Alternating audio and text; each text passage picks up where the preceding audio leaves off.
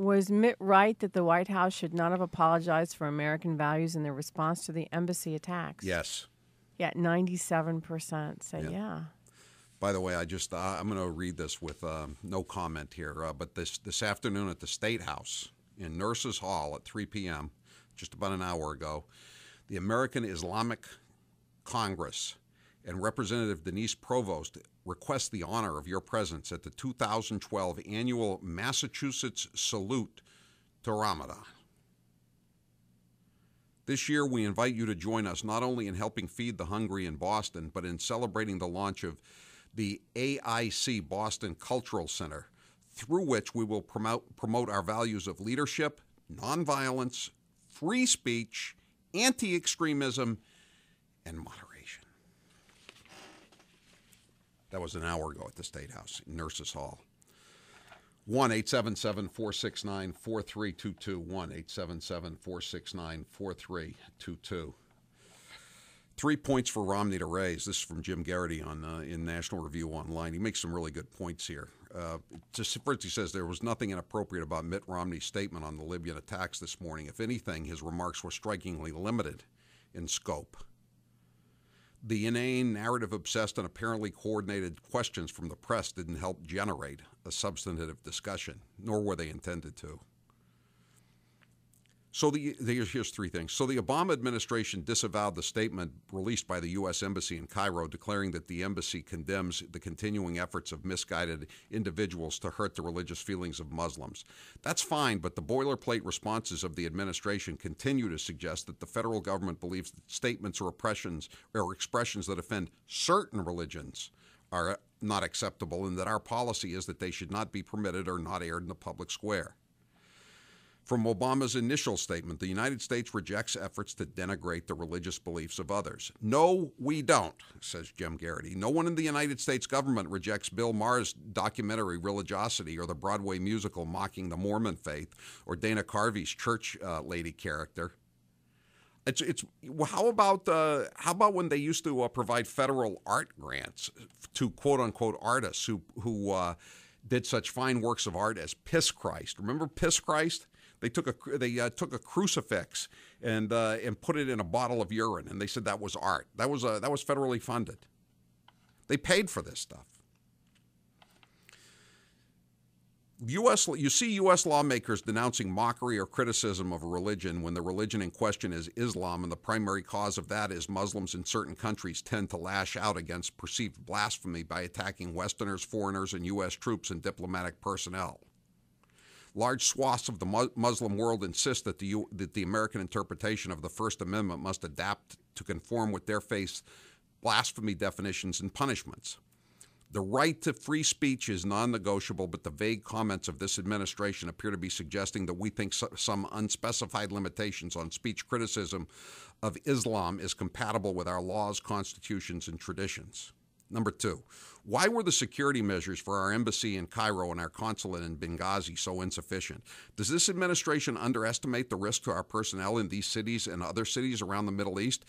Did the administration's belief that the Arab Spring is good for our interests lead them to complacency about anti-American sentiment and the potential for violence in these cities?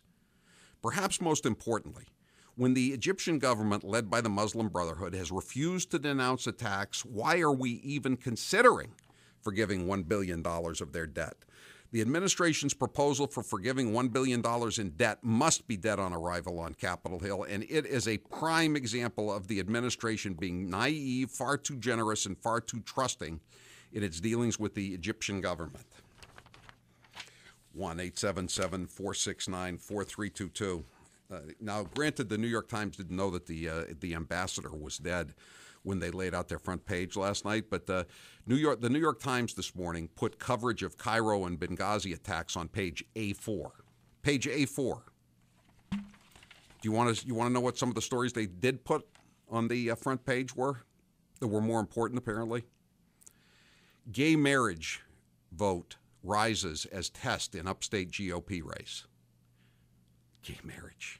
In a state Senate race in New York. Teachers leader in Chicago strike shows her edge. And my favorite, dissecting Romney's Vietnam stance at Stanford. Those were worthy of front page attention in the paper of record, but not the attack on the embassy and the consulate. 603. Thank God the rest of the world loves us again. 207. Howie, what the hell happened today? I've been in class all day. The U.S. ambassador to Libya was lynched last night, and three other U.S. citizens, including 2 Marines, were killed by a mob in Benghazi, Libya. They were directed to the supposed safe house where the ambassador and the other Americans were staying by the security personnel that we had hired. And then there was, of course, the takeover of the embassy in Cairo by supposedly directed by Zawahiri's brother. Zawahiri is the #1 guy in Al Qaeda right now. And now it's getting the protests are spreading across the Mideast. 1-877-469-4322. Lou, you're next with Howie Carr. Go ahead, Lou. Howie, I went to see 2016 a few weeks ago, and then all that's going on today and yesterday, and everybody's talking about it brought me back to the end of that movie, where Sousa, I forgot his name, drew a red SWAT from Iran all the way over to the west coast of Africa, and said, this is what Obama wants. He wants to have a United States or United Nations of Muslim to counterbalance the power of the U.S. The caliphate. That's what they used to call it, the caliphate. That's what he would like to see created. And from the way he's handling the Mideast right now and keeping his mouth basically shut and apologizing, I think this guy was probably right on all this. Yeah, I don't know how. Can you imagine any other American president, including Carter, deciding to leave Washington, leave the White House at a moment like this to go to do any kind of fundraiser, but especially a fundraiser in Vegas?